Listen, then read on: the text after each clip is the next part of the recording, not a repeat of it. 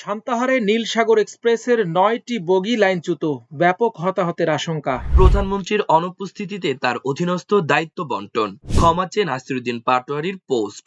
ঘরমুখ মানুষের ঢল কমলাপুরে, ভিড় থাকলেও নেই শিডিউল বিপর্যয়, সড়কেও নেই যানজট, নৌপথেও মানুষের ভিড়।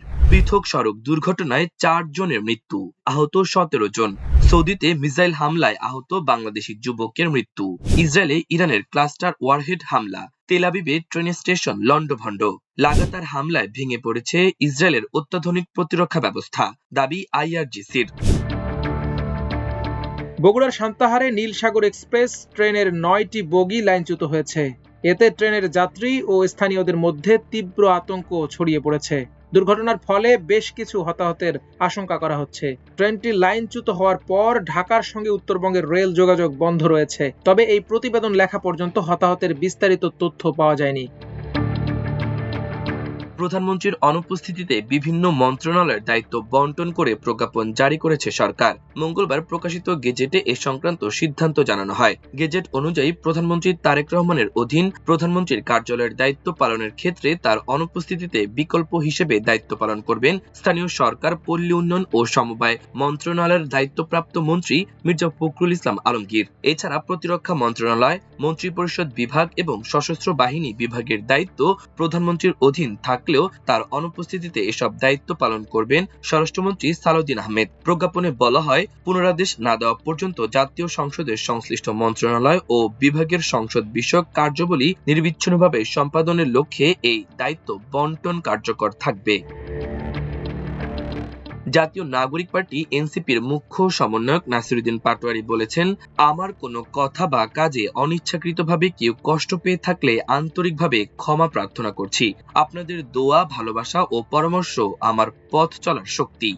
বুধবার সকালে নিজের ভেরিফাইড ফেসবুক আইডিতে এক পোস্টে তিনি এসব কথা বলেন। নাসিরুদ্দিন পাটোয়ারি বলেন, গত কয়েকদিনে বয়োজ্যেষ্ঠ বন্ধু, রাজনৈতিক শুভাকাঙ্ক্ষী, মন্ত্রী, এমপি ও প্রিয় সহযোদ্ধাদের সঙ্গে কিছু আন্তরিক কথা বলার সুযোগ হয়েছিল। সবার কাছ থেকে একটি সুন্দর দিক নির্দেশনা পেয়েছি। ব্যক্তিগত আক্রমণ এড়িয়ে চলা, অপ্রয়োজনীয় কথাবার্তা থেকে দূরে থাকা এবং গঠনমূলক আলোচনার মনোযোগ দেওয়া। তিনি বলেন, আমি বিনয়ের সঙ্গে সেই পরামর্শগুলো গ্রহণ করছি এবং আরো শান্ত ও দায়িত্বশীল ভাবে পথ চলার চেষ্টা করব। রাজনৈতিক, অর্থনৈতিক ও সাংস্কৃতিক অগ্রগতির জন্য নিজের সামর্থ্য অনুযায়ী কাজ করে যেতে চাই। এনসিপির এই নেতা বলেন, গতকাল ধানমন্ডির তাকওয়া মসজিদে কিয়ামুল লাইলের মাধ্যমে এই আত্মিক যাত্রার এক নীরব সূচনা করেছি। আল্লাহ আমাদের সবাইকে ক্ষমা করুক এবং সঠিক পথে পরিচালিত করুক।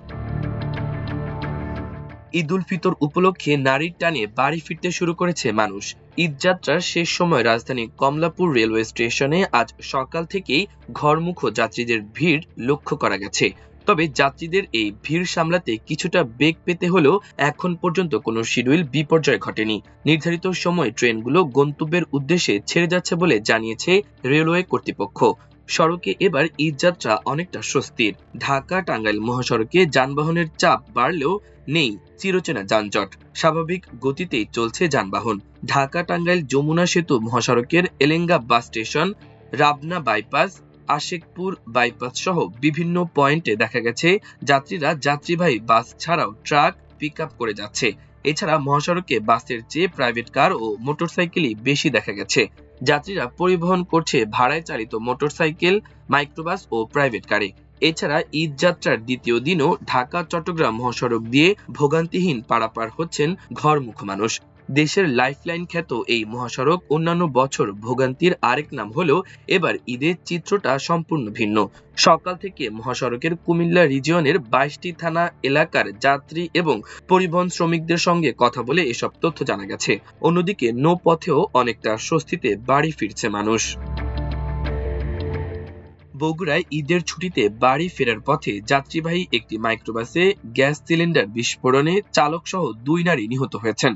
এ ঘটনায় 3 শিশু সহ আরো 9 যাত্রী দগ্ধ হয়েছেন। বুধবার সকাল 7:30টার দিকে বগুড়ার শেরপুর উপজেলার ভবানীপুর ইউনিয়নের ছোনকা এলাকায় এই দুর্ঘটনা ঘটে।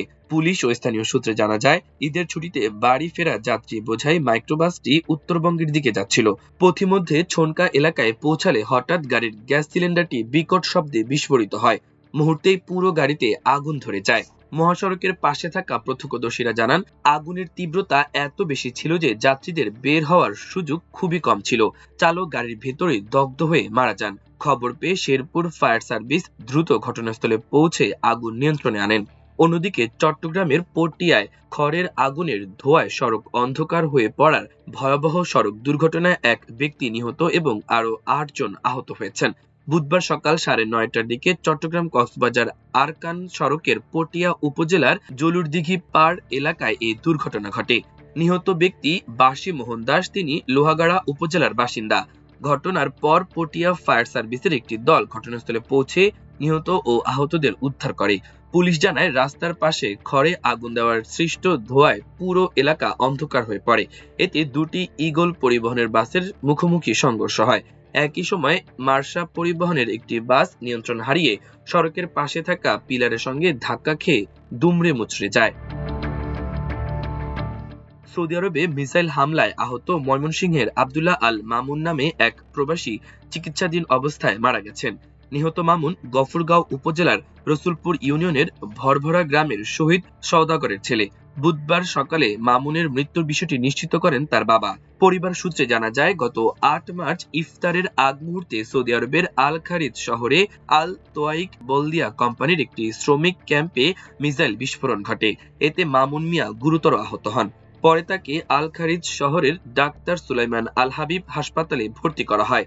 সেখানে চিকিৎসাধীন অবস্থায় মঙ্গলবার দিবাগত রাত 11:30টার দিকে লাইফ সাপোর্টে থাকা অবস্থায় তাকে মৃত ঘোষণা করা হয়। বর্তমানে তার মরদেহ হাসপাতালের মর্গে রাখা হয়েছে। হামলায় মামুনের শরীরের প্রায় 72% পুড়ে গিয়েছিল। ইরানের নিরাপত্তা প্রধান আলী লারিজানিকে হত্যার প্রতিশোধ নিতে ইসরায়েলের তেল আবিবে ক্লাস্টার ওয়ারহেড যুক্ত ক্ষেপণাস্ত্র সহ ইসরায়েল জুড়ে ব্যাপক হামলা চালিয়েছে তেহরান। ইসরায়েলের সামরিক বাহিনী জানিয়েছে, রাতভর দফায় দফায় হামলার পর আবারও ইরান থেকে তাদের ভূখণ্ড লক্ষ্য করে ক্ষেপণাস্ত্র নিক্ষেপ করা হয়েছে। এতে ট্রেন স্টেশন সহ বেশ কিছু স্থাপনা লণ্ডভণ্ড হয়ে গেছে। এদিকে মধ্যপ্রাচ্যে চলমান সংঘাত নিয়ে সরাসরি যুক্তরাষ্ট্রকে দায়ী করেছেন ইরানের পররাষ্ট্রমন্ত্রী আব্বাস আরাকচি। আল জাজিরাকে দেওয়া সাক্ষাৎকারে তিনি বলেন, এটি আমেরিকার যুদ্ধ এবং পুরো অঞ্চলে যে সংঘাত ছড়িয়ে পড়েছে তার জন্য ওয়াশিংটনই মূলত দায়ী। আরাকচি দাবি করেন, ইরান বেসামরিক লক্ষ্যবস্তুতে হামলা চালাচ্ছে না, বরং তাদের সব পদক্ষেপই প্রতিরক্ষামূলক ও প্রতিশোধমূলক। তিনি বলেন, ইরানের প্রতিক্রিয়া ছিল বাধ্যতামূলক এবং এটি বৈধ আত্মরক্ষার অংশ। তিনি আরো সতর্ক করে বলেন, উপসাগরীয় অঞ্চল জুড়ে যুক্তরাষ্ট্রের ব্যাপক সামরিক উপস্থিতি পরিস্থিতিকে আরো বিস্ফোরক করে তুলছে, যার ফলে সংঘাত আরো বাড়া প্রায় অনিবার্য হয়ে উঠেছে। এছাড়া গুরুত্বপূর্ণ বাণিজ্যিক রুট হরমুজ প্রণালী নিয়ে নতুন নীতিমালার ইঙ্গিত দেন তিনি। তার মতে, এই প্রণালী দিয়ে জাহাজ চলাচলের নিয়মে পরিবর্তন আসতে পারে, যা বৈশ্বিক জ্বালানি সরবরাহ প্রভাব ফেলতে পারে। একই সঙ্গে আরাকচি স্পষ্টভাবে তাৎক্ষণিক যুদ্ধবিরতির প্রস্তাব প্রত্যাখ্যান করেন। তার ভাষায়, অস্থায়ী যুদ্ধবিরতি নয়, আমরা চাই এই যুদ্ধের স্থায়ী সমাপ্তি। অন্যদিকে আন্তর্জাতিক পরমাণু শক্তি সংস্থাকে IAEA ইরান জানিয়েছে, গতকাল মঙ্গলবার সন্ধ্যায় দেশটির বুশেহর পারমাণবিক বিদ্যুৎ কেন্দ্রের কাছে একটি ক্ষেপণাস্ত্র আঘাত এনেছে। তবে এতে কোনো ক্ষয়ক্ষতি বা হতাহতের ঘটনা ঘটেনি। IAEA প্রধান রাফায়েল গ্রোসি পারমাণবিক দুর্ঘটনার ঝুঁকি এড়াতে সংঘাতের সময় সর্বোচ্চ সংযম প্রদর্শনের আহ্বান পুনর্ব্যক্ত করেছেন। ইসরায়েল ও যুক্তরাষ্ট্র জানিয়েছে, 2 সপ্তাহের বেশি সময় আগে তারা ইরানে যে হামলা শুরু করেছে তার অন্যতম লক্ষ্য ছিল ইরানকে পারমাণবিক অস্ত্র কর্মসূচি চালিয়ে যাওয়া থেকে বিরত রাখা। ইসরায়েল যুক্তরাষ্ট্রের হামলায় ইরানের সর্বোচ্চ নেতা ও আরো অনেক শীর্ষ কর্মকর্তা নিহত হয়েছেন। ইরান সরকার গতকাল লারিজানি নিহত হওয়ার বিষয়টি নিশ্চিত করেছে। যুক্তরাষ্ট্র ইসরায়েল যুদ্ধ শুরুর প্রথম দিন ইরানের সর্বোচ্চ নেতা আয়াতুল্লাহ আলী খামেনি নিহত হওয়ার পর লারিজানি হলেন এখন পর্যন্ত নিহত হওয়া সর্বজ্যেষ্ঠ ব্যক্তি। ইসরায়েল জানিয়েছে, ইরান বারবার ক্লাস্টার ওয়ারহেড ব্যবহার করছে। এগুলো মাঝ আকাশে অনেকগুলো ছোট ছোট বিস্ফোরকে বিভক্ত হয়ে পড়ে এবং বিশাল এলাকায় ছড়িয়ে যায়, যা ঠেকানো বেশ কঠিন। গতকাল রাতে জনবহুল তেল আবিবে চালানো এই হামলায় 2 জন নিহত হয়েছেন। এ নিয়ে যুদ্ধে ইসরায়েলের নিহতের সংখ্যা অন্তত 14 জনে দাঁড়িয়েছে। মধ্যপ্রাচ্যে যুদ্ধ পরিস্থিতি ভয়াবহ রূপ নিচ্ছে। ইসরায়েল যুক্তরাষ্ট্রের হামলায় ইরানের জাতীয় নিরাপত্তা পর্ষদ প্রধান আলী লারিজানি নিহতের খবর প্রকাশের পর ইসরায়েলে দফায় দফায় হামলা চালিয়েছে তেহরান। ইসরায়েলের বিভিন্ন এলাকায় ইরানের হামলায় অন্তত 2 জন নিহত হওয়ার খবর পাওয়া গেছে। মঙ্গলবার দিবাগত রাতে ইসরায়েলের মধ্যাঞ্চলে বড় ধরনের হামলা চালায় ইরান। বেশ কিছু ভিডিওতে দেখা গেছে আকাশে একটি গুচ্ছ বোমা বিস্ফোরিত হচ্ছে এবং বিশাল এলাকা জুড়ে আগুনের খণ্ডগুলো ছড়িয়ে পড়ছে। তেল আবিব এলাকায় এ ধরনের বেশ কিছু ক্ষয়ক্ষতির খবর পাওয়া গেছে। এছাড়া জেরুজালেম, রামাত গান এবং বেনি ব্রাক সহ ইসরায়েলের বিভিন্ন স্থানে ক্ষয়ক্ষতির খবর পাওয়া গেছে।